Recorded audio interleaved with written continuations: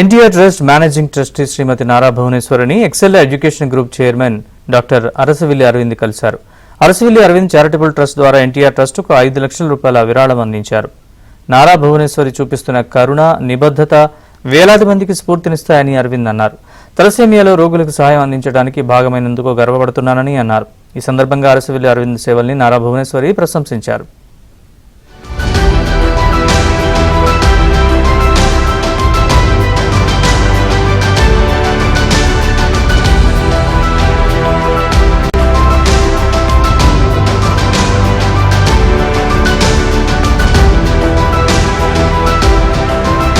Arasavilli Arvind charitable trust ద్వారా ఎన్టీఆర్ ట్రస్టుకు 5 లక్షల రూపాయల విరాళం అందించారు.